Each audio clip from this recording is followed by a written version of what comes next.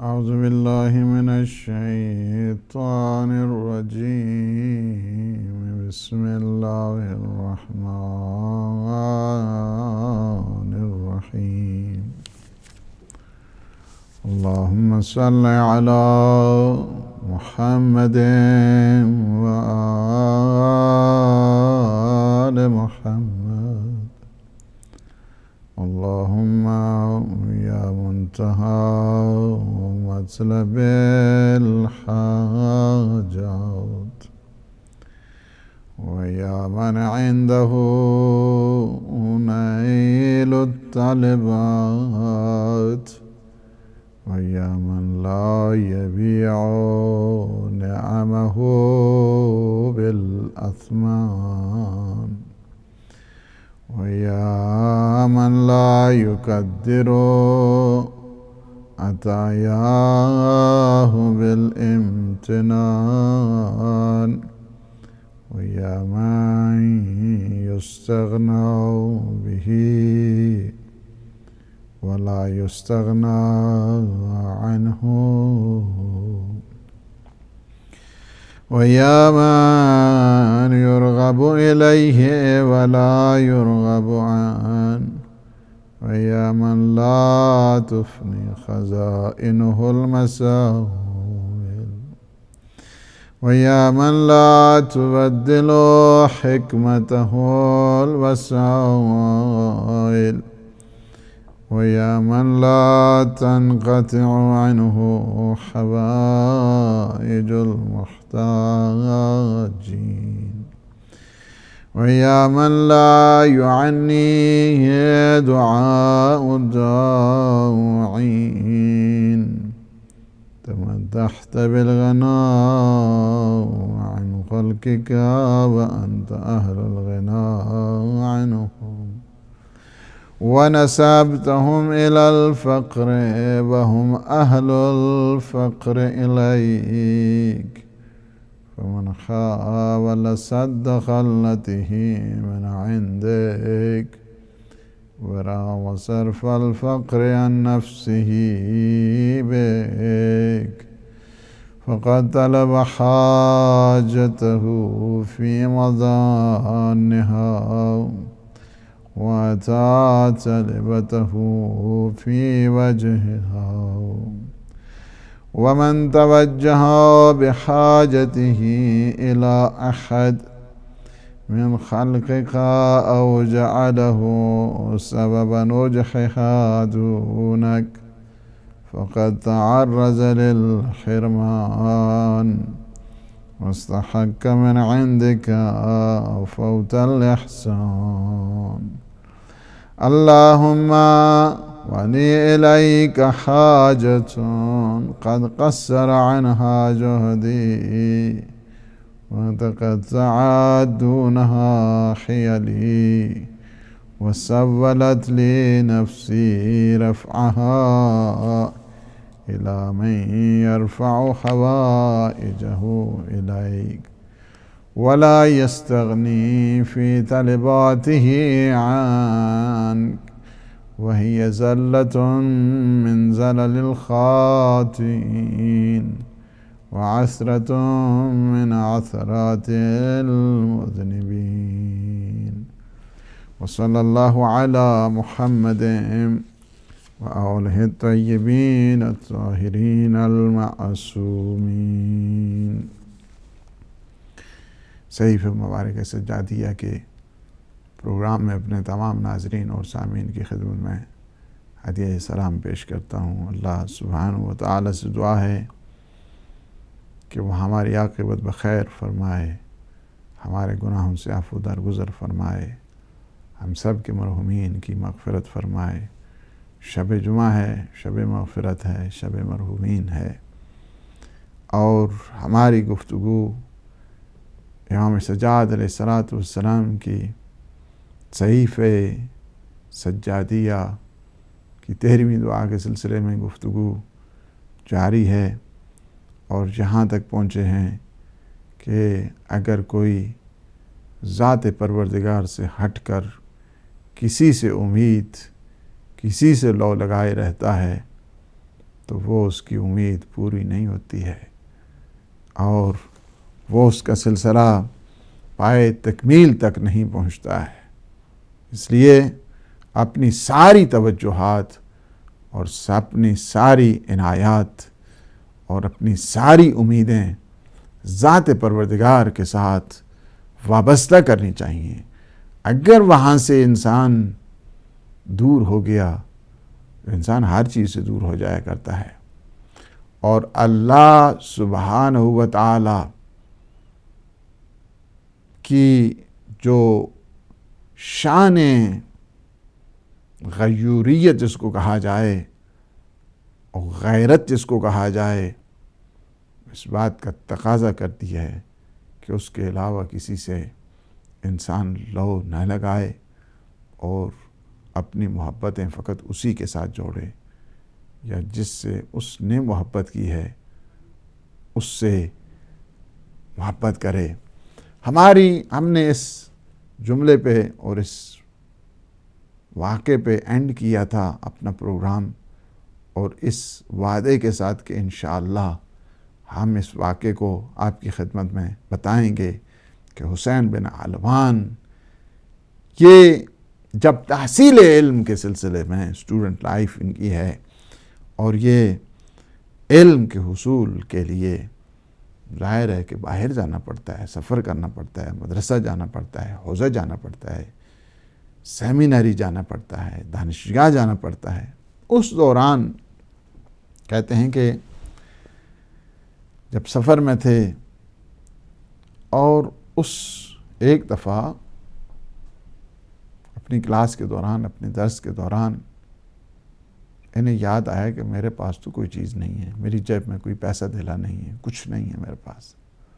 وہ بے قرار تھا، آرام نہیں تھا، اسے سکون نہیں تھا۔ ظاہر ہے کہ جب کسی کو اس طرح کا مسئلہ پیش آتا ہے اور کسی نے باہر جانا ہے اور خالی جیب ہو تو مشکل بن جاتی ہے، پریشان آدمی ہوتا ہے۔ اس بے قراری کے عالم میں اس کے ایک دوست نے پوچھا کہ جب یہ تمہاری سچویشن ہے تو تمہاری امید اب کس پہ ہے، کون تمہاری مدد کرے گا؟ تو حسین بن علوان نے کہا کہ میں اب دیکھ رہا ہوں وہ فلاں جو دوست ہے نا میرا، وہ میری مدد کر دے گا۔ تو میرے دوست نے مجھے کہا کہ وہ تمہاری کبھی مدد تو ہونے والی نہیں ہے۔ تو نے دوست کا نام لیا نا کہ تیرا دوست تیری مدد کر دے گا، اب پھر تیری مدد ہونے والی نہیں ہے اور یہ تیری حاجت کبھی قبول نہیں ہوگی۔ اس نے کہا کہ کیوں، آخر کیا وجہ ہے، کیوں میری حاجت قبول نہیں ہوگی؟ کہا کہ مجھے یاد آ گیا میرے مولا اور آقا امام جعفر صادق علیہ السلام کا فرمان۔ فرماتے ہیں حدیث قدسی، فرماتے ہیں وَبِعِزَّتِي وَجَلَالِي وَارْتِفَاعِي عَلَىٰ عَرْشِي، مجھے اپنی عزت اور جلال کی قسم ہے اور میری رفعت اور بزرگی اور منزلت کی قسم ہے، کیا لَأُقَطِّعَنَّ عَمَلَ كُلِّ مُؤَمِّلٍ، یعنی جو میرے علاوہ کسی سے اپنی امیدوں کو وابستہ کرتا ہے، لوگوں سے، غیری یعنی میرے علاوہ، تو میں اس کی امیدوں کو کبھی پورا نہیں ہونے دیتا، اس کی کبھی امیدیں پوری نہیں ہوتی۔ مجھ سے جدائی اختیار کر کے دوسرے سے وصل جو اختیار کرتا ہے وہ اس سے سمجھے کہ میری امیدیں پوری ہو جائیں گی، نہیں، اس کی امیدیں پوری ہونے والی نہیں ہیں۔ اَيُؤَمِّلُ غَيْرِي فِي الشَّدَائِدِ وَالشَّدَائِدُ بِيَدِي، کیا وہ اپنی مشکلات میں دوسروں کے ساتھ امیدیں باندھے رکھتا ہے جبکہ مشکلات کی گتھیاں میرے ہاتھوں سے کھلا کرتی ہیں، مشکلات میرے ہاتھوں سے برطرف ہوا کرتی ہیں، مشکلات میرے ہاتھوں سے کافور ہوا کرتی ہیں۔ وہ دوسروں سے اس کی امیدیں لگائے بیٹھا ہے، اس کی امیدیں کبھی پوری ہونے والی نہیں ہیں۔ مشکل آ گئی ہے تو آپ تم دوسروں کے سہارے، نہیں ہو سکتا۔ آپ نے دیکھا کہ مشکلات میں جو ذات انسان کی مدد کرنے والی ہے، اَمَّن يُجِيبُ الْمُضْطَرَّ إِذَا دَعَاهُ وَيَكْشِفُ السُّوءَ، کون دیتا ہے جواب جب انسان مشکلات میں ہوتا ہے، جب انسان مصائب میں ہوتا ہے، جب انسان مضطر ہوا کرتا ہے، جب انسان پریشان ہوا کرتا ہے، اس کے علاوہ تو کوئی نہیں ہے نا مشکل کشا۔ حقیقت میں ذات پروردگار ہے، ذات پروردگار کے بعد مشکل کشا نبی مکرم صلی اللہ علیہ وآلہ وسلم کی ذات مقدس ہے۔ مشکل کشا نبی مکرم کے بعد اگر کوئی عظیم ترین ہستی ہے اس کائنات کی مشکل کشا تو وہ علی مرتضیٰ ہے۔ اس وجہ سے کہ جو اس ہولی چین اور جو ایک سلسلہ جو نورانی ہے اس سے اپنی دوری اختیار کرتا ہے، نہ اس کی مشکلات دور ہوا کرتی ہیں، نہ اس کی امیدیں بھر لایا کرتی ہیں۔ امیدوں کا جو راز ہے وہ راز پروردگار ہے۔ امید جہاں سے انسان کو میسر آیا کرتی ہے اور انسان جہاں سے ان امیدوں کو مشکلات کے ہوتے ہوئے اس امید رکھتے ہوئے کہ اللہ سبحانہ وتعالی میری اس مشکل کو حل کرے گا، اس کے علاوہ کوئی نہیں ہے۔ مشکلات کو حل کرنا اللہ سبحانہ وتعالی کا کام ہے، امیدوں کو بھر لانا اللہ سبحانہ وتعالی کا کام ہے۔ لہذا دوسروں سے خواہ مخواہ اپنے انسان جو غیر خدا ہیں، غیر خدا کی میں بات کر رہا ہوں، جو غیر خدا ہیں، انبیاء اور معصومین غیر خدا نہیں ہیں، ان سے مدد مانگنا، ان سے توسل کرنا، ان سے دعا کرنا، ان سے شفاعت طلب کرنا، یہ عین توحید ہے، یہ شرک شکن ہے۔ توسل شرک شکن ہوا کرتا ہے، شفاعت شرک شکن ہوا کرتی ہے، ان سے دعائیں کرنا شرک شکن ہوا کرتا ہے۔ یہ تو بعض نے ایک ٹولہ ہے کہ جس کا کام ہی یہی ہے کہ شرک جدھر جائیں آپ کو شرک کی صدائیں آپ کو نظر آتی ہیں۔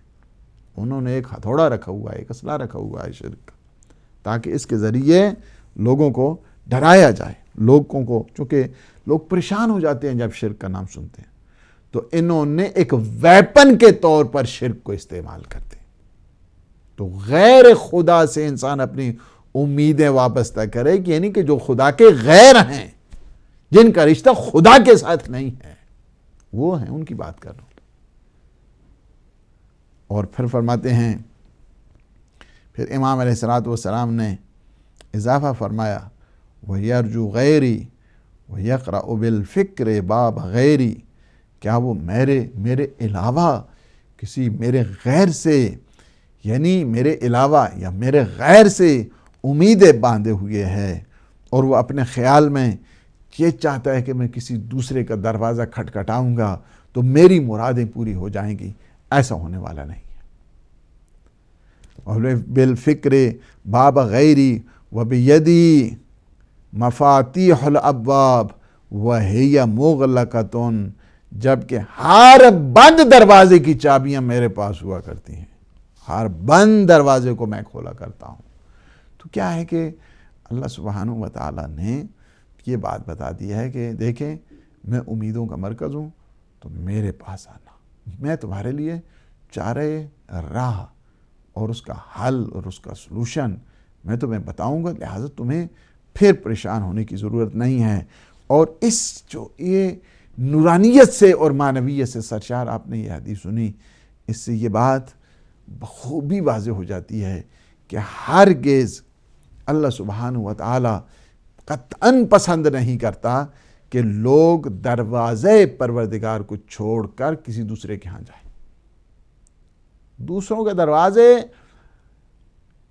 ہنگام شب میں بند ہوا کرتے ہیں، یہ ایسا دروازہ ہے کہ جو ہر دفعہ، ہر دم، ہر وقت کھلا رہتا ہے۔ اور اس وجہ سے آپ دیکھیں مولانا امام سجاد علیہ السلام کی ان دعاؤں میں، الہی بابک مفتوح للسائلین، میرے اللہ تیرا دروازہ تو ہر وقت سائلین کے لیے کھلا ہے، ہر وقت کھلا ہے۔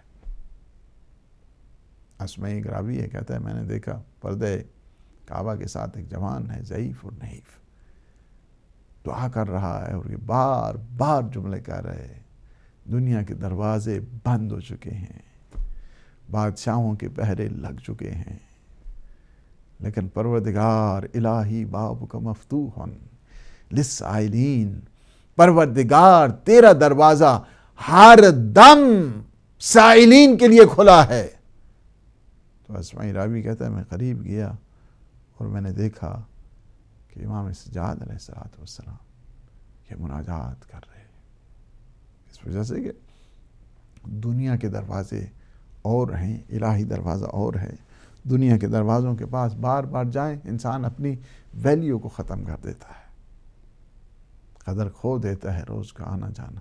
یہ دنیا کے لیے ہے۔ دنیا کے دروازوں کو اگر ہر روز کھٹکھٹاتے رہو تو انسان کا بھرم ختم ہو جاتا ہے، انسان کی عزت ختم ہو جاتی ہے، اور وہ لوگ بھی پسند نہیں کرتے ہیں۔ لیکن یہ پروردگار کا دروازہ ایسا ہے، جتنی دفعہ زیادہ آئیں گی اتنی عزت زیادہ ہوگی، اتنا مقام زیادہ ہوگا، اتنا مرتبہ زیادہ ہوگا، اتنی عطائیں زیادہ ہوں گی، اتنی رحمتیں زیادہ ہوں گی۔ ان کے پاس بار بار جانے سے وہ تنگ ہو جاتے ہیں۔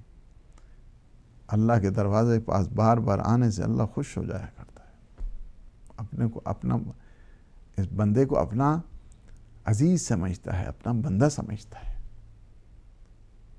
اسے اپنی رحمتوں میں شامل حال کیا کرتا ہے۔ یہ اللہ سبحانہ و تعالیٰ کی جو عطائیں ہیں، اس وجہ سے فرمایا کہ پوری ساری کی ساری امیدیں اس سے وابستہ رکھو۔ تو یہ جو واقعہ حسین بن علوان کا، اور اس ذیل میں جو آپ نے حدیث سنی ہے، اور یہ حدیث کس قدر نورانی اور کس قدر معنویت سے سرشار ہے، اور یہ بات بخوبی بتا دی گئی ہے کہ ہمیں ہر دم دروازے پروردگار کو کھٹکھٹانا ہے، اور یہی سیرت معصومین علیہ السلام ہے۔ حتیٰ کہ مسجد کے پاس جب جایا کرتے تھے، امام حسن مجتبیٰ علیہ السلام کا مسجد کے دروازے پہ کھڑے ہو جاتے تھے، اور جا کے کھڑے ہونے کے بعد دعا کیا کرتے ہیں، الہی ضیفک ببابک، پروردگار تیرا مہمان تیرے دروازے پہ کھڑا ہے، یا محسن قد اتاک المسیح، تیرا مہمان تیرے پاس ہے، تیرا بندہ تیرے پاس ہے، اس پہ اپنی رحمتیں، اس پہ اپنی برکتیں نچھاور فرما۔ تو یہ بات بتا دی گئی ہے کہ ہمیشہ تم نے کیا کرنا ہے، امیدوں کا مرکز اللہ سبحانہ و تعالیٰ کی ذات کو قرار دینا ہے، اور یہی چیز ہے۔ اس کے بعد کیا ہے، اور پھر انسان جب غیر خدا سے مانگتا ہے، غیر خدا سے جب انسان طلب کیا کرتا ہے، یہ نہیں کہ غیر خدا سے مانگنے سے ایک تو یہ ہے کہ انسان کی اپنی ویلیو ختم ہو جاتی ہے، جو دوسروں کے ہاتھوں کی طرف، دوسری کی طرف ہاتھ پھیلاتا ہے۔ انسان کو اللہ سبحانہ و تعالیٰ نے شرافت دی ہے، نجابت دی ہے، کرامت دی ہے، قدوسیت دی ہے، پاکیزگی دی ہے، آنر دیا ہے، ریگارڈ دیا ہے۔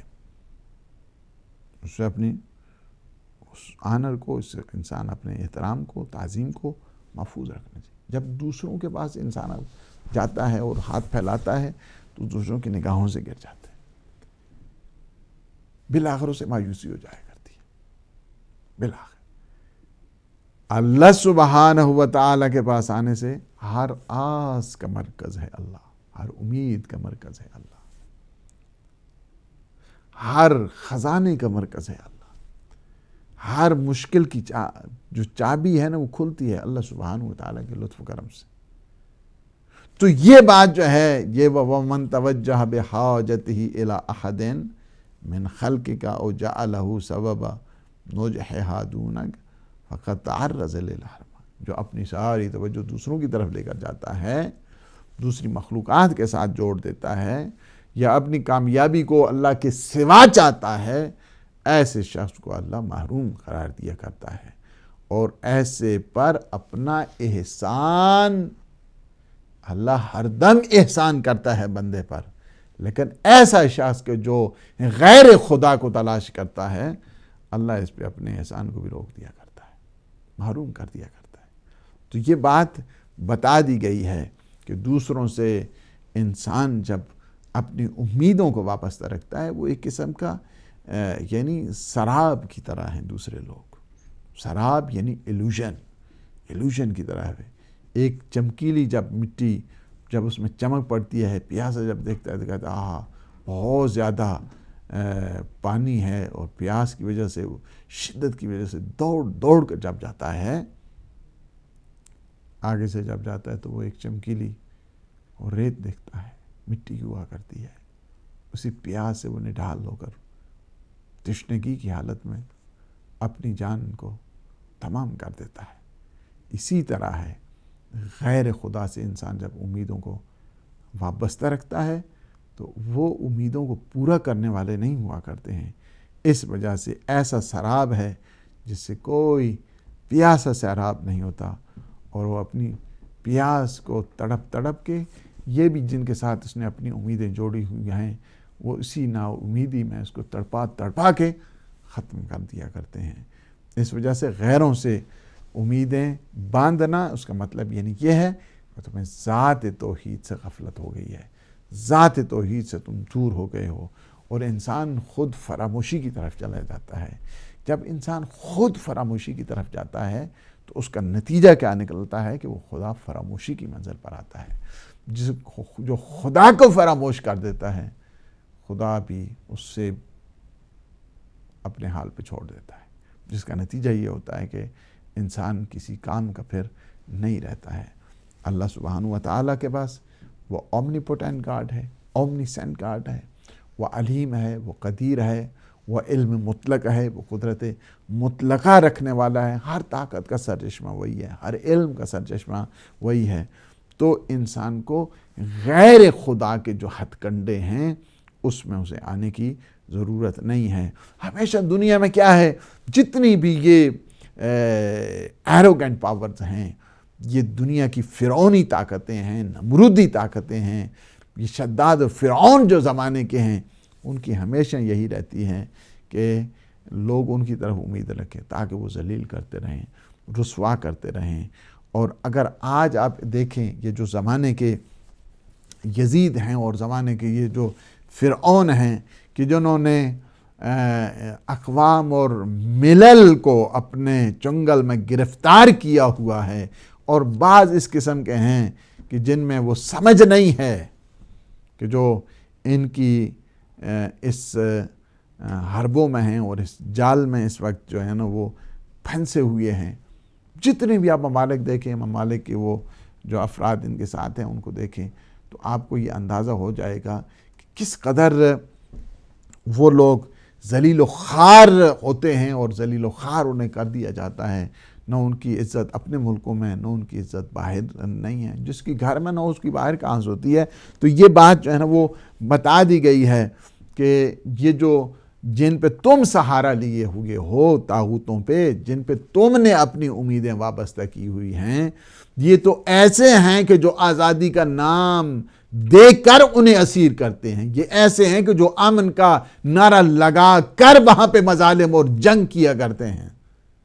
ان کے آپ نے ڈبل سٹینڈرڈ نہیں دیکھی ہیں، ان کے آپ کو ملٹی سٹینڈرڈ جو ہے نا وہ ملیں گے. ڈبل سٹینڈرڈ تو ایک ہوا کرتی ہے.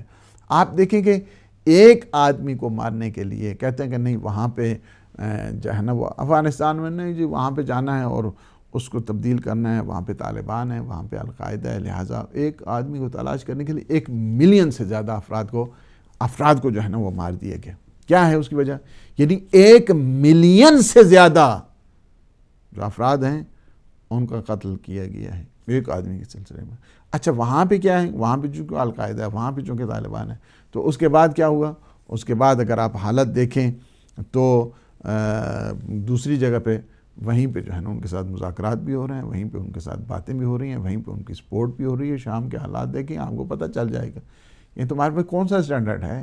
یہ سٹینڈرڈ ہے یا وہ سٹینڈرڈ ہے؟ ادھر سے کہتے ہو کہ یہ جو ہے نا وہ انسانیت کے دشمن ہے. تو ایک بات پہ رہو، یا یہ غلط ہے یا وہ غلط ہے. تو یہ ہے کہ جو بار بار اس وقت جو ہے نا آپ دیکھ رہے ہیں کہ جو ملٹی سٹینڈرڈز ہیں کہ جن کی وجہ سے دنیا دہل رہی ہے اور ہر طرف سے طاغوتیت اور ہر طرف سے جو یہ ظلم اور بربریت ہے اور سرکشی ہے سر اٹھا رہی ہے، اس کی وجہ یہی ہے کہ جن لوگوں نے ان کے ساتھ امیدیں وابستہ کی ہوئی تھیں وہ امیدیں اب انہیں نظر نہیں آتی ہیں بلکہ انہیں وہ ذلیل کرتے ہیں. یہ اس قسم کے جو نمونے ہیں اور اس قسم کے جو افراد کے ساتھ اور غیر خدا کے ساتھ جو گٹھ جوڑ اور وہاں پہ ان کے ہاتھ کے اوپر ہاتھ رکھتے ہیں، ان کا نتیجہ یہی نکلا کرتا ہے. اس وقت اگر بعض کو اگر دیکھیں، اقوام و ملل کو دیکھیں، ان کی حالت کو دیکھیں کہ جو ان کے زیر سایہ زیر سرپرستی زندگی گزار رہے ہیں، ان کی آبرو دیکھیں، ان کی عزت دیکھیں، اور جو ان کے سامنے اپنی غیرت ملی کو اور اپنی قومی غیرت کو رکھتے ہوئے ان کی آنکھوں میں آنکھیں ڈال کے بات کرتے ہیں، ان کے حالات دیکھیں تو آپ کو زمین اور آسمان کا جو ہے نا وہ فرق نظر آئے گا۔ تو یہی چیز ہے کہ اس طرف جانا پڑے گا۔ اور اگر آپ اس وقت حالات دیکھیں، حالات کس کس ملک کا میں نام لوں اور کس کس حکمران کا نام لیا جائے، لیکن ایک فارمولہ آپ کو پتہ ہے کہ اس وقت مسلمان ممالک کی جو سب سے بڑی مشکل ہے اور سب سے بڑی اس وقت جو ستم ہو رہا ہے، وہ جو کرپٹ قسم کے حکمران ہیں اور لیڈرشپ ہے، جس کی وجہ سے خواہ وہ جو کرپٹ لیڈرشپ ہے ان دا سینس آف ریلیجیس ہو وہ، یا جو ہے نا وہ پولیٹیکل ہو، دونوں اعتبار کے ساتھ دیکھ رہے ہیں کہ اس وقت سب سے بڑی مشکل جو قوم کے اوپر بنی ہوئی ہے اور قوم مصیبتوں میں گرفتار ہے، کرپٹ لیڈرشپ کی وجہ سے اس وقت جو ہے ساری قسم پرسی اور سارے اس وقت جو ہے نا وہ دہل رہی ہے جگہ۔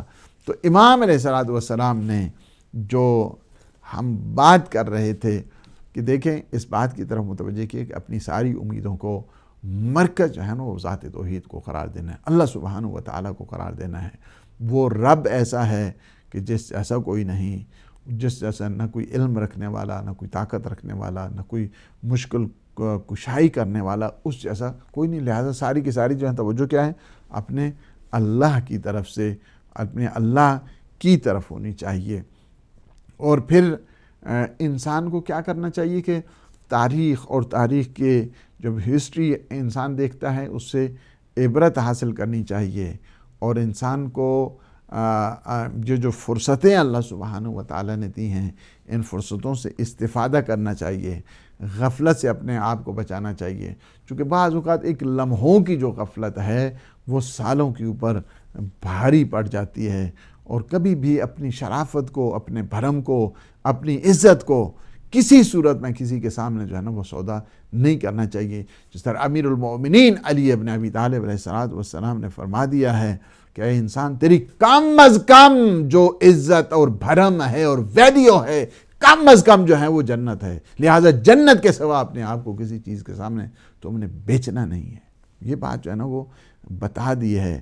اور ہمیشہ جو چشمِ زلال الہی ہے، انسان اپنا رشتہ اس کے ساتھ جو ہے نا جوڑے، اسی کو اپنا ملجا قرار دے، اسی کو اپنا ماوا قرار دے۔ اور دونوں کشتیوں کو جو ہے نا انسان سوار ہمیشہ ڈوب جایا کرتا ہے، وہ محروم رہا کرتا ہے الہی عطاؤں سے بھی۔ بادو قبلہ در رہے مقصود نہ تواں زد قدم، یا ہوائے دوست یا ہوائے خویشتن۔ یہ نہیں ہو سکتا ہے ایک ظرف میں ایک ہی محبت آیا کرتی ہے، لہٰذا وہ یہ بھی اور وہ بھی، یہ وہ جو ہے نا وہ جمع ہونے والا یہ جو سلسلہ ہے وہ نہیں ہوا کرتا ہے۔ تو اللہ سبحانہ و تعالیٰ سے انسان کو توفیقات لینی چاہیے، اطاعت پروردگار میں زندگی گزارنی چاہیے، بندگی الہی کے زیر سایہ انسان کو جینا چاہیے، اور زندگی اس انداز کے ساتھ اسے گزارنا چاہیے۔ سب سے جو بہترین نمونے ہیں زندگی گزارنے کے، دنیا والوں کو نہیں دیکھنا ہے، نہ دنیا کے افراد کو دیکھنا ہے۔ زندگی کا سب سے بہترین نمونہ اور سب سے بہترین جو اسوہ اور کہا جائے ایگزامپل جس کو کہا جائے، یا جس کو ایگزامپلری جو سیرت ہے اور لائف سٹائل ہے، وہ پیغمبر اسلام صلی اللہ علیہ وآلہ وسلم کا ہے۔ تو تبلیغ کا یہ جو تبلیغ دین ہے، اس کا جو آغاز ہے وہ ایمان باللہ سے ہوتا ہے، توکل علی اللہ سے ہوا کرتا ہے۔ اور پیغمبر اسلام صلی اللہ علیہ وآلہ وسلم نے جو یہ سلسلہ ہے یہ بتا دیا ہے کہ بہت محدود وسائل سے، آپ نے دیکھا کہ بہت محدود وسائل سے اتنا بڑا جو تبلیغی اس وقت انجن چل رہا ہے، وہ یہی ہے کہ آپ دیکھیں پیغمبر اسلام صلی اللہ علیہ وآلہ وسلم کی وہ سیرہ طیبہ ہے، اور یہ بات بتا دی ہے کہ دنیا کے وسائل سے انسان یہ نہیں ہے، بلکہ کم ترین وسائل سے انسان بہت بڑا جو ہے وہ تبلیغ کر سکتا ہے اور اسباب ترویج پیدا کر سکتا ہے. اور یہ بات آپ دیکھ رہے ہیں کہ ان مختصر ترین جو وسائل تھے، اور آج آپ دیکھ رہے ہیں کہ چاروں طرف سے، چاروں کونوں سے، ہر طرف سے، اور ایسٹ ویسٹ کو دیکھیں، نارتھ ساؤتھ کو دیکھیں، ہر طرف سے جو اسلام کا پیغام پھیل رہا ہے اور ہر طرف لوگ اسلام کی طرف آ رہے ہیں، اور ہر ایک کو پتہ ہے the most progressive religion in the world وہ کیا ہے، وہ خود اسلام ہے. یہ سارے کا سارا پیغمبر اسلام صلی اللہ علیہ وآلہ وسلم کا صدقہ ہے. اور یہ بات واضح ہے کیا کریں کہ انسان اخلاص کے ساتھ، محبت کے ساتھ، سنسیریٹی کے ساتھ جو بھی کام کیا کرتا ہے، اللہ اس کام میں برکت ڈالا کرتا ہے. اور یہ سیرت مصطفیٰ صلی اللہ علیہ وآلہ وسلم نے بتا دیا ہے اور سکھا دیا ہے کہ تمہاری جو نیتیں ہیں صاف ہوں گی، اللہ ان نیتوں کو دیکھ کر کیا کرے گا، اس میں برکت ڈالے گا. تمہارا کام ختم ہونے والا نہیں ہے. نیت جتنی بھی انسان کی، چونکہ مرکز وہی دل ہوا کرتا ہے، اور انسان کی جب تطہیر باطنی ہوتی ہے اور انسان کا جب پاک اور صاف ہو کر زندگی گزارتا ہے تو اللہ سبحانہ و تعالی مدد کرتا ہے. اور یہ بات بھی بتا دی ہے کہ ہمیشہ اپنے قلب کو، اپنے دل کو طاہر رکھو، پاک رکھو. جس طرح امام جعفر صادق علیہ السلام کا فرمان ہے، القلب حرم اللہ، کہ دل کیا ہے، یہ حرم خدا ہے. فلا تسکنوا حرم اللہ غیر اللہ، کیا کرو تم حرم خدا میں غیر خدا کو مت آنے دیں، غیر خدا کو داخل نہ ہونے دیں. یہ بڑی مقدس وادی ہے. یہ کیا ہے، بہت ہی تقدس سے سرشار جگہ ہے. اس مقدس وادی میں غیر خدا کو داخل نہیں ہونا چاہیے. لہٰذا یہ بات متوجہ کر دی ہے اور یہ بات بتا دی ہے. اس کے بعد جو دعا کا حصہ ہے وہ اس بات کی طرف بھی متوجہ کرنے کے لیے ہے کہ اللہم ولی الیک حاجت لا قصر عنہا جہدی، پروردگار میری ایسی حاجت ہے کہ تیرے علاوہ اس حاجت کو کوئی پورا نہیں کر سکتا. تو میری طلب کی کامیابی اور میری حاجت کی جو برابری ہے، میرے سوالات کا جو عطا ہے، وہ سب تو اس کا جو ہے نا وہ ذمہ دار ہے. اس وجہ سے دعا کی گئی کہ پروردگار تو میری مشکل کو حل فرما دے اور تو میری مشکل کو برطرف کر دے. یعنی اگر آپ دیکھتے ہیں کہ ایسی حاجت ہے کہ جسے تیرے سوا کوئی پورا کرنے والا نہیں ہے، میری سکت نہیں ہے اور کہ میں اس کو پورا کر سکوں، اور میری تدبیریں جتنی بھی ہیں وَتَقَطَّعَتْ دُونَهَا حِيَلِي، اور میری تدبیریں بھی ناکام ہو کر رہ گئی ہیں. وَسَوَّلَتْ لِي نفسی، اور مجھے نفس نے خوشنما جو صورت ہے وہ دکھائی کہ میں اپنی حاجت ایسوں کے پاس لے جاؤں. میں الا من یرفع حوائجہ الیک، کہ میں دوسروں کے پاس جو ہے نا حوائج، چونکہ نفس بعض اوقات مختلف قسم کے ہتھ کنڈے استعمال کرتا ہے. ولا یستغنی فی طلباتہ عنہ وہی ذلۃ من ذلل الخاطئین، کہ میں اپنی حاجت ایسوں کے پاس لے جاؤں کہ جو اپنی حاجت میں بھی تیری ذات کے محتاج ہیں، اور جو اپنی ضروریات میں تجھ سے بے نیاز نہیں ہیں. اور یہ سراسر ان کیا ہے خطا کاروں کی لغزشوں میں سے جو ہے نا وہ ایک لغزش ہے. جی السلام علیکم ورحمۃ اللہ. وعلیکم السلام. یا اللہ السلام مدد. علیکم السلام علیہ مدد. جی افتخار شاہ صاحب ماشاء اللہ. جی کہ کیا حال ہے؟ ٹھیک ہے الحمدللہ الحمدللہ ماشاء اللہ خیریت ٹھیک ہے ماشاء اللہ. آپ کا پروگرام بہت اچھا جا رہا ہے. بہت شکریہ. تو اس طرح کے پروگرام ہونے چاہیے. مولا آپ لوگوں کو سلامت رکھے اور دہت ٹی وی کو زیادہ سے زیادہ ترقی دے. بہت شکریہ. دعا میں یاد رکھیے. تو انشاءاللہ اس طرح کے پروگرام زیادہ سے زیادہ ہونا چاہیے تاکہ مومن لوگوں کو پتہ چلے مذہب حق دعاؤں کی کیا تاثیر ہے. اور صحیفہ سجادیات ایک بہت بڑی دعا ہے نا جو مولا نے دعاؤں کے ذریعے نے اس لعین کے دربار میں حق کے پیغام دیے تھے لوگوں میں. بالکل. تو ماشاءاللہ مولا آپ کو سلامت رکھے, دعا میں یار ٹی وی کات میں اضافہ کرے, مولا آپ کی زندگی کرے اور ڈائٹ ٹی وی کو زیادہ سے زیادہ ترقی دے. والسلام یا اللہ سلامت. بہت شکریہ. علیکم السلام مولانا مزاد. انشاءاللہ اللہ پاک آپ کو جزائے خیر دے, انشاءاللہ صحت دے. اور پھر فرماتے ہیں کہ وَعَثْرَةٌ مِّنْ اثرات المذنبین, اور یہ کیا ہے کہ گناہگاروں کی یہ ٹھوکروں میں سے یہ بھی ایک ٹھوکر ہے کہ انسان دوسری طرف آئے. مولا نے دیکھیں دعا کا سلیقہ سکھایا, طریقہ بتایا, اپنے مالک اور آقا کے حضور گفتگو کا انداز جو ہے وہ بھی سکھایا ہے. تو یہ ہے کہ یہاں پہ ایک چیز جو جس کی طرف ہمیں متوجہ ہونا ہے اور وہ دیکھنا ہے کہ پروردگار کے حضور کیا کرنا ہے, ہمیشہ حسن ظن رکھنا ہے. اور دوسرا یہ ہے کہ ثواب اور سواد کے ساتھ ثواب یعنی درستگی اور عقاب, اس کا جو ہے نا معیار کیا ہے, اللہ کے حضور سے ہوتا ہے, اللہ کی بارگاہ سے ہوا کرتا ہے. اس وجہ سے کہ اللہ سبحانہ و تعالیٰ کی جو ذات ہے وہ بے نیاز ہے, اور غیر خدا جس مراتب کے بھی ہیں وہ غیر خدا کیا ہیں, سارے کے سارے اللہ سبحانہ و تعالیٰ کے محتاج ہیں.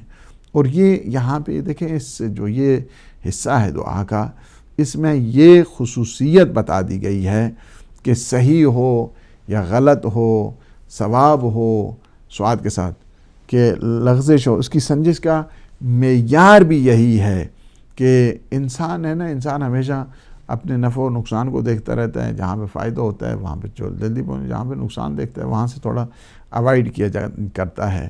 تو یہ بات جو بتا دی گئی ہے کہ آپ ذات پروردگار کے حضور جائیں گے تو آپ کو کیا ہے, فائدہ ہی فائدہ ملنے والا ہے. دنیا کے پاس جائیں گے ٹھوکروں کے سوا کچھ نہیں ہے. اللہ سے اپنی امیدوں کو وابستہ انسان کو رکھنا چاہیے, دوسروں کو سہارا نہیں بنانا چاہیے. اور پھر یہاں پہ یہ بھی بتا دیا گیا ہے کہ ملجا اور مأوا جو پناہ گاہ ہے وہ بھی اللہ سبحانہ و تعالیٰ کی ذات ہے. اور اس سے جو بھی انحراف کرنے والا ہے, انحراف کرے گا ذات توحید سے اور دوسروں سے اپنی لو لگائے گا تو وہ لغزش میں شامل ہو جائے گا, وہ انسان انحراف میں چلا جائے گا, خطا شمار ہے. چونکہ دو چیزیں بڑی اہم ہیں کہ جن کی طرف ہمیں توجہ دینا ہے. ایک یہ ہے کہ نفسانی جو خواہشات ہیں, اور دوسرا کیا ہے شیطانی ہتھ کنڈے, جن کی وجہ سے انسان پریشانیوں میں چلا جاتا ہے اور انسان اپنے لیے مصیبتوں کو مول لیتا ہے. یہ دونوں کی جو انسان کی خواہشات نفسانی ہیں ایک, اور دوسرا کیا ہے شیطانی ہتھ کنڈے. یہ دونوں چیزیں بہت خطرناک ہیں اور انسان کے لیے بے شمار جو مصیبتیں ہیں اس کے لیے پیش خیمہ بنا کرتی ہیں. خواہشات نفسانی بھی انسان کو ان نفس امارۃ بالسوء, یہ جو نفس ہمارا ہے انسان کو ہمیشہ برائیوں کی طرح کشاں لے کر جاتا ہے. اور شیطان بھی جو ہتھ کنڈے استعمال کرتا ہے, شیطان کا سب سے جو اہم قسم کا حربہ ہوا کرتا ہے وہ یہ ہوتا ہے کہ وسوسے پیدا کرنا, تشویش پیدا کرنا, شکوک و شبہات کی طرف لے کر جانا. یہ جو اس کا نیٹ اگر آپ کہیں نا کہ شیطان کہاں پہ پلے کرتا ہے اور اس کا نیٹ کیا ہے, اس کا نیٹ ہے کیا, شیطان کا یہ وسوسے ہوتے ہیں, وہ اسپرنگ ہوا کرتی ہے. انسان جب دیکھتا ہے کہ وسوسوں کی طرف چلا گیا تو پھر وہ کیا ہے اسی سے وہ اس نیٹ سے پھر وہ پلے کرتا ہے, جتنے بھی فسادات ہیں اسی کے ذریعے کرتا ہے. سب سے پہلے وہ انسان کو شکوک و شبہات اور وسوسوں کی دنیا میں لے کر آتا ہے. ہمارا کام کیا ہے کہ ہم اللہ سبحانہ و تعالیٰ کی طرف بڑھیں. اس وجہ سے کہ جو انسان ذکر کی طرف جاتا ہے, اذکار کی طرف جاتا ہے, اور اسی طرح انسان مطمئن ہوا کرتا ہے. بالخصوص یہ صلوات پڑھنا, اس سے وسوسے ختم ہوا کرتے ہیں. جب آپس میں بیٹھیں ذکر آل محمد علیہ السلام کرنا, اس سے یہ وسوسے ختم ہوا کرتے ہیں. آذان کہنا, اس سے انسان کے وسوسے ختم ہوا کرتے ہیں, پریشانیاں ختم ہوا کرتی ہیں, انسان کا رزق زیادہ ہوا کرتا ہے. اسی طرح طولانی سجدے ہیں, رکوع لمبے ہیں، یہ سارے وہی چیزیں ہیں کہ جس سے شیطان دور چلا جاتا ہے۔ یا امام موسیٰ کاظم علیہ السلام کا فرمان ہے کہ سب سے زیادہ مشکل شیطان کے لیے کب بنتی ہے؟ کہ جب مومنین آپس میں بیٹھ کر ہمارا تذکرہ کیا کرتے ہیں۔ تو کیا ہے کہ ایسے جب شیطان پلے کرنا چاہے اور شیطان نیٹ کو استعمال کرنا چاہے تو اس کے لیے یہی ہے کہ ہمیں ذکر پروردگار کی طرف جانا چاہیے۔ ذکر پروردگار یعنی اگر آپ اللہ سبحانہ و تعالیٰ کی تسبیح کریں گے تو یہ بھی ذکر ہے، رسول پاک کا ذکر کریں گے تو یہ بھی ذکر خدا ہے، علی مولا امیر المومنین کا ذکر کریں گے تو یہ بھی ذکر خدا ہے، معصومین کا ذکر کریں گے تو یہ بھی ذکر خدا ہے۔ یہ سارے کے سارے کیا ہیں؟ فرماتے ہیں نحن ذکر اللہ، ہم جو ہے نا وہ اللہ کے ذکر ہیں۔ اس وجہ سے کہ جب آپ ذکر پروردگار میں جائیں گے تو شیطانی حربے اور شیطانی ہتھ کنڈے یہ سارے کے سارے جو ہے نا وہ ختم ہو جائیں گے۔ اس وجہ سے یہ دو چیزیں کہ جس کی طرف جو انسان کے ارادے کو کمزور کرتی ہیں، انسان کو توکل اللہ کی منزل پر نہیں آنے دیتی ہیں، وہ کیا ہے؟ انسان کی خواہشات نفسانی۔ خواہشات انسان کی کبھی ختم ہونے والی نہیں ہیں۔ یہ دنیا عجیب ہے، یہ دنیا اس میں انسان جتنا بھی اس میں چلا جاتا ہے یہ ایسی غرقاب کر دیتی ہے۔ اسی وجہ سے فرمایا گیا، حدیث میں ہے، پیغمبر اسلام صلی اللہ علیہ وآلہ وسلم فرماتے ہیں کہ اگر ایک انسان کو ایک وادی پوری دے دی جائے سونے کی، ایک وادی پوری ہے، کلو 2 کلو نہیں، بوری 2 بوری نہیں، ایک ٹرک 2 ٹرک کی بات نہیں ہو رہی ہے، پوری ویلی دے دی جائے، ویلی آف گولڈ، پوری ویلی دے دی جاتی ہے، وادی دی جائے سونے کی، تو اور اس کے بعد اسے کہا جائے اب تم سیر ہو گئے ہو، تو کہے گا نہیں ہے تو کچھ نہیں، ایک اور وادی ہونی چاہیے۔ انسان کبھی سیر نہیں ہوتا ہے، انسان یہ دنیا انسان کو کبھی، دنیا کی نیچر اس قسم کی ہے کہ انسان اس سے کبھی اقناع نہیں ہوتا ہے، قناعت اس سے انسان کو نہیں آیا کرتی ہے۔ قناعت انسان کو توکل اللہ میں آیا کرتی ہے، صبر میں آیا کرتی ہے، ذکر پروردگار سے انسان کو آیا کرتی ہے۔ اس وجہ سے ہمیشہ توجہ اللہ سبحانہ و تعالیٰ کی طرف، اللہ کے نمائندوں کی طرف، اللہ کے خلفاء کی طرف، اللہ کے اولیاء کی طرف، اللہ کے معصومین کی طرف، ان کی زندگی کو جب انسان دیکھتا ہے تو انسان کو صبر اور حوصلہ ملتا ہے، ہمت ملا کرتی ہے کہ جن کے لیے اللہ نے جن کی رضا میں جنت کو خلق کیا ہے ان کی زندگی کو انسان دیکھے۔ جو جوانان جنت کے سردار ہیں ان کو دیکھیں، جن کا بابا جوانان جنت کے جو سردار ہیں ان سے بھی افضل ہے، جن کے صدقے میں لولاک لما خلقت الافلاق، ان کی زندگی کو دیکھیں، معیار زندگی وہ ہیں، ان کی جب زندگی کو انسان دیکھتا ہے تو انسان ان خواہشات سے پھر اپنے آپ کو بچاتا ہے، اور خواہشات ختم ہونے والی نہیں ہیں۔ یہاں وہ غالب کو وہ شعر ہے کہ ہزاروں خواہشیں ایسی کہ ہر خواہش پہ دم نکلے، میرے ارماں بہت نکلے لیکن پھر بھی کم نکلے۔ تو یہ ختم ہونے والی نہیں ہے۔ انسان کو اللہ سبحانہ و تعالیٰ کے حضور راضی برضا رہنا چاہیے جتنا اس نے دیا ہے۔ تو یہ دو جو نیٹ ہیں اور جہاں سے انسان غفلت کرتا ہے، اور جس غفلت کے نتیجے میں یہ شیطان انسان کو ٹریپ کرتا ہے اور شیطان اپنے جال میں پھنساتا ہے، اس کی ایک وجہ انسان کے لیے خود خواہش نفسانی ہے۔ یہ لمبی لمبی امیدیں اس پہ جو باندھ کے بیٹھتا ہے اور لمبی لمبی امیدوں کے ساتھ ایک انسان رہا کرتا ہے، یہ کبھی ختم ہونے والی نہیں ہے۔ اور یہ ہرس اور لالچ اس قسم کی ہے کہ دو چیزیں ہیں، جو انسان بوڑھا ہوتا جاتا ہے دو چیزیں جوان ہوتی جاتی ہیں۔ انسان جو بوڑھا ہوتا جاتا ہے دو جو ہے نا خواہشیں اس میں جوان ہوتی رہتی ہیں، ایک لمبی لمبی امیدیں اور ایک لالچ۔ بنو امیہ کے دور میں ایک کو کہا گیا کہ ایسا شخص لے کے آؤ کہ جس نے پیغمبر اسلام کو سے حدیث کو، اس وجہ سے معصومین کے پاس نہیں جاتے تھے، یہ ایسے بدبخت تھے، حالانکہ ہر دور میں معصومین موجود تھے، لیکن ہمیشہ غیروں کی تلاش میں رہا کرتے۔ تو ایک ایسا بوڑھا شخص کہ جو کافی 100 سال سے اوپر جن کو وہ چل نہیں سکتا تھا، ایک اس دوران ظاہر ہے کہ ایک اس قسم کا ٹوکرا سا تھا کہ جس میں وہ لے کر آئے، اس کے جتنے پڑپوتے وغیرہ تھے سارے آئے، اور جب بادشاہ کے پاس آئے تو وہ کہا کہ آپ بھی پیغمبر اسلام کی حدیث سنائیں۔ انہیں یہی حدیث سنائی، کہا کہ جو انسان بوڑھا ہوتا جاتا ہے 2 خواہشیں اس میں جوان ہوتی رہتی ہیں، ایک حرص و لالچ ہے، دوسری لمبی لمبی امیدیں، اور یہ کر لیں گے وہ کر لیں گے، چونکہ یہ دونوں لمبی لمبی امیدیں انسان کو یاد آخرت سے دور کر دیتی ہیں، اور حرص و لالچ انسان کو تباہ کر دیا کرتی ہے۔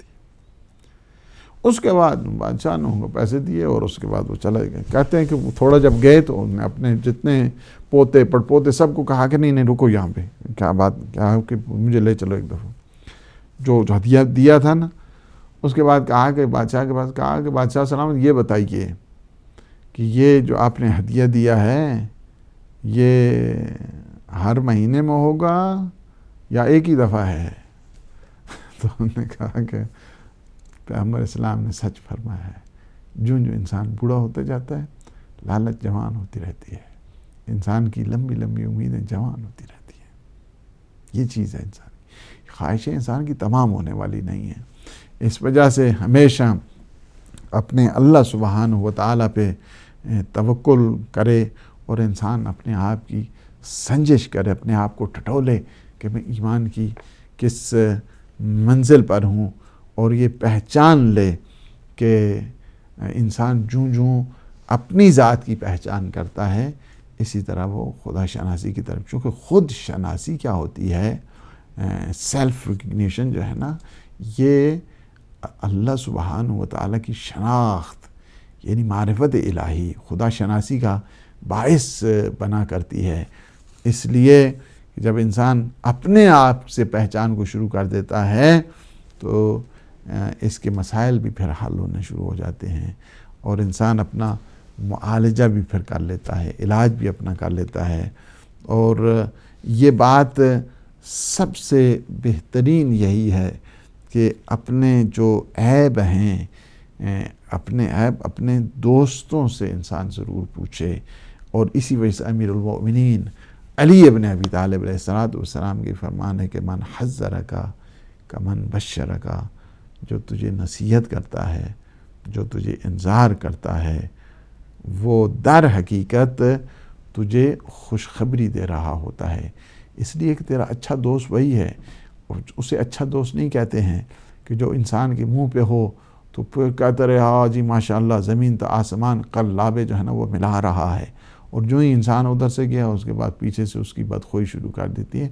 یہ دوست نہیں ہوا کرتے ہیں، یہ منافق ہوا کرتے ہیں، یہ انسان کے لیے بہت بڑے خطرناک ہوا کرتے ہیں۔ یہ 2 منہیں قسم کے لوگ ہوتے ہیں کہ جو جنہیں ہیپوکریٹ کہا جاتا ہے۔ اس وجہ سے ہمیشہ اچھا دوست وہی ہوتا ہے کہ جو اس کی خوبیوں کو بتاتا ہے اور اس کی خرابیوں کو بھی بتاتا ہے۔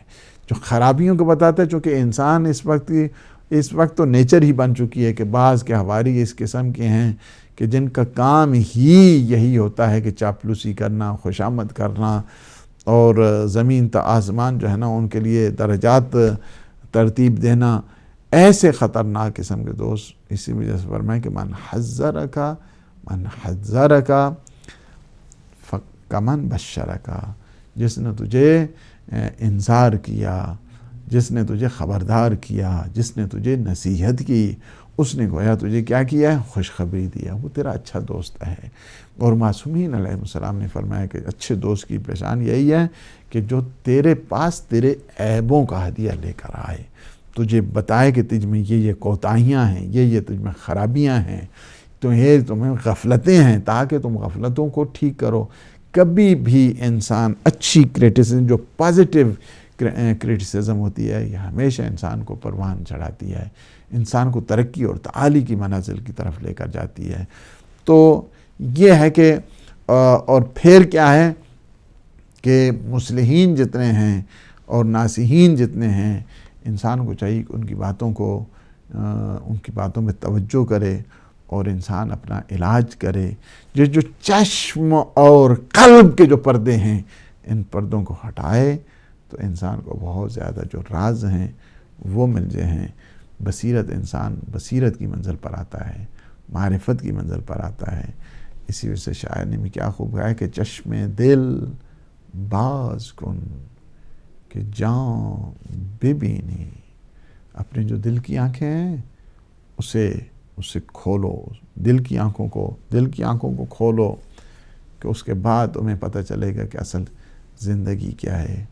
آنچ نادیدہ نیست آن بینی، یعنی جب تمہارے دل کی آنکھیں کھل جائیں گی، وہ چیز کہ جو تیری آنکھیں نہیں دیکھیں گی دیکھ رہی ہیں، تم ان چیزوں کو بھی دیکھ پاؤ گے. اس وجہ سے کہ جو دل کی آنکھیں ہیں، یہ آنکھیں ان کا تعلق میٹیریل کے ساتھ ہے، دل کی آنکھوں کا تعلق میٹا فزک کے ساتھ ہے، ماورائے مادہ کے ساتھ ہے. تو کیا ہے؟ چشم دل باز کن کہ جان بینی، آنچ نادیدہ نیست آن بینی. جو چیزیں تمہیں نظر ظاہری آنکھوں سے نظر نہیں آ رہی ہیں، تم ان چیزوں کو بھی دیکھو گے اگر تم بصیرت کی منزل پر آؤ گے. آنچ نادیدہ چشمت آن بینی، جو تیری آنکھوں میں ابھی نظر نہیں آ رہا ہے سامنے کوئی چیز، اس چیز کو بھی تم دیکھو گے. آنچ نشنیدہ گوشت ان شنوی، جو تیرے کان نہیں سن سکتے ہیں، تم ان چیزوں کو بھی سن پاؤ گے. تو میں بات کو تمام کروں کہ انسان کے جب دل کی آنکھیں روشن ہو جاتی ہیں اور بصیرت کی منزل پر آ جاتا ہے، اس جملے کو نوٹ کریں کہ جب انسان کی دل کی آنکھیں کھل جایا کرتی ہیں، انسان بصیرت کی منزل پر آ جاتا ہے، تو پھر انسان اس دنیا میں بیٹھتے ہوئے عالم برزخ کا نظارہ کر سکتا ہے. اللہ سبحانہ و تعالیٰ سے دعا ہے کہ وہ ہمارے ان لمحات کو اپنی عبادت میں شمار فرمائے، ہمارے گناہوں سے عفو درگزر فرمائے. خدایا بحق محمد و آل محمد ہماری خطاؤں کو نہ دیکھ. پروردگار اپنے لطف اور احسان کے صدقے میں ہمارے جملہ گناہان صغیر اور کبیرہ کو معاف فرما. ہمیں اپنے مقرب ترین بندوں میں شمار فرما، ہمیں اپنے مخلصین بندوں میں شمار فرما. پروردگار جو مومنین مومنات پریشان حال ہیں ان کی پریشانیوں کو دور فرما. جو کسی مصیبت میں گرفتار ہیں، پروردگار تو انہیں اس مصیبت سے نجات عطا فرما. خدایا بحق محمد و آل محمد ہم سب کے مرحومین کی مغفرت فرما. پروردگار عالم اسلام کو سر بلند فرما، عالم طاغوت کو نابود فرما. امام زمان قطب عالم امکان کے ظہور پر نور میں تعجیل فرما. اللہم عجل لولیک الفرج. والسلام علیکم ورحمۃ اللہ وبرکاتہ.